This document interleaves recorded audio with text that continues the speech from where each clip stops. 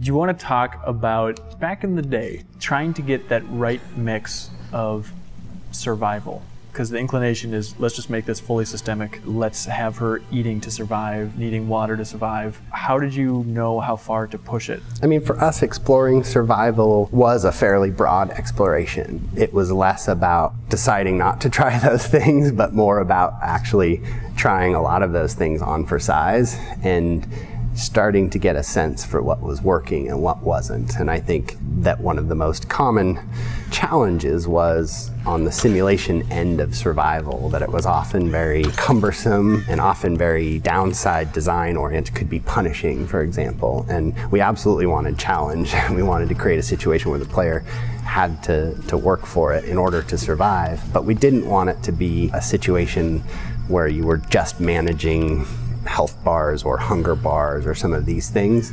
And in some ways, there was disconnects that became clear with things like that. If you wanted to encourage a player to explore a hub at their own pace, but they feel that every moment they're not collecting resources or progressing, that then they're in the middle of dying. And that started to detract from a certain amount of freedom to explore.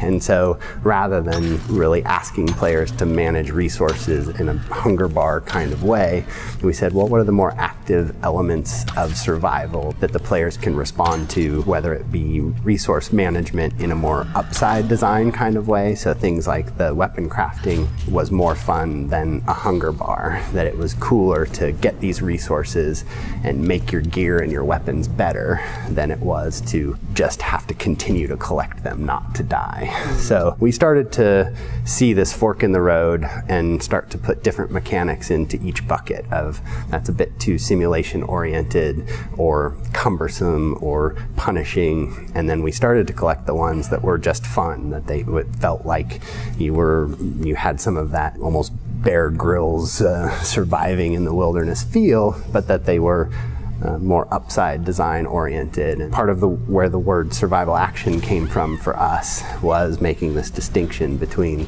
this survival simulation that didn't feel right versus this survival action that captured the flavor and started to channel those systems in a way that felt right with an action adventure game. How much of a reference point during that development was Snake Eater?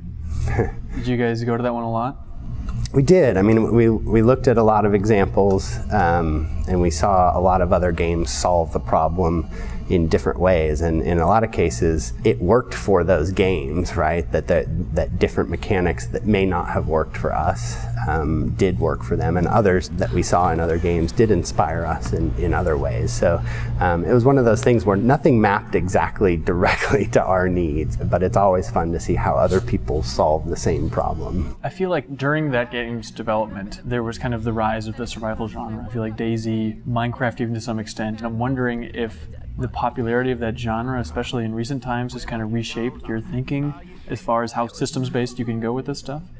Yeah, I mean, again, it's great to see sort of the resonance of that experience on one level, that I think people really do enjoy being put in a situation where they do have to be resourceful and thoughtful and things like that. And so I love the idea that this resonates with people as broadly as it does, and it's always great to see other people's take on it. I think our approach to it is probably most directly informed just by where we got to in the first game and how we felt about it, and then subsequently what feedback we got. And so a lot of the most concrete inspirations for us was just to look at what we had done and how it could be better. But again, it's fun to see how other people solve the problems, and some of those served as inspiration for us as well. Do you think it's made you guys more confident in the survival aspect of Rise of the Tomb Raider, just seeing the popularity of those other games?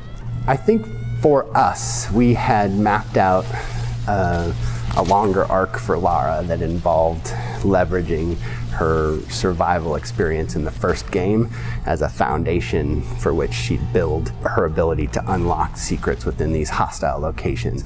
I kind of call it the unifying theory between raiding tombs and surviving in the wilderness, that it really is the key with which she can find secrets in these remote locations.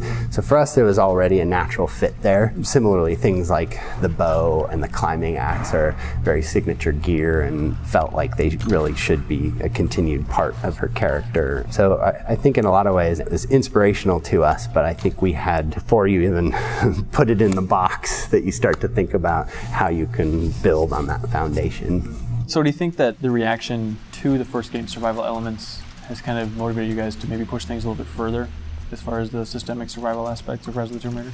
Yeah, for us, we really wanted to make sure that participating in the survival systems were as meaningful as possible. So just taking hunting for an example, that hunting was featured narratively early in the game, but it didn't have as much significance in terms of your ability to succeed in the game as we would like. So we had a system that thematically fit well, but from a game design perspective, really had the opportunity to get tied in much more deeply, such that it was more than a thematic connection to the game, that it was really game design opportunities and new mechanics that the player could play with.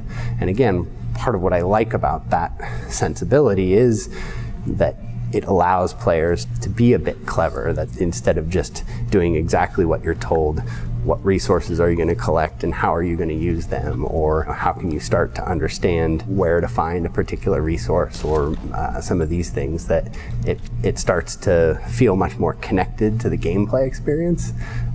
So we were inspired by a lot of the feedback we got on the first game to really extend and enhance those systems. So talking about upping the survival aspects of this game to some extent, does that necessarily imply then larger environments?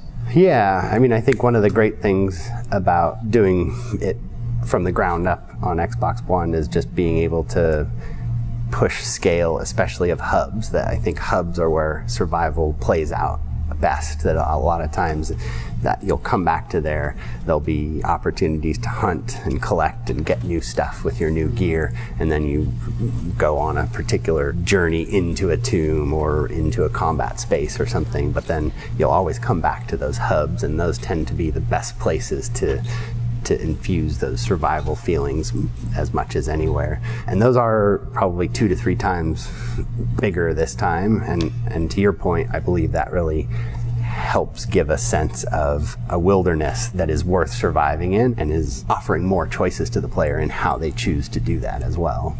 Well, I'm very excited to offer some extensions to our survival systems, that as much as we really try to blend a very finely paced linear narrative, one of the things we really celebrate as a product is placing that amidst a world of game design systems that offer player choice. And as a philosophy, we're absolutely on board, and we're pushing things much farther than we were able to in the last game. And so my hope is that people enjoy those extensions. Having said that, it is a balancing act, that in some ways we try to offer the best of both worlds, that you may find a more systemic game, but it might lack some of the pacing and memorability and narrative context that this game has. Or you might find a game with a heavy linear narrative story, but really doesn't offer as much systemic choice as our game.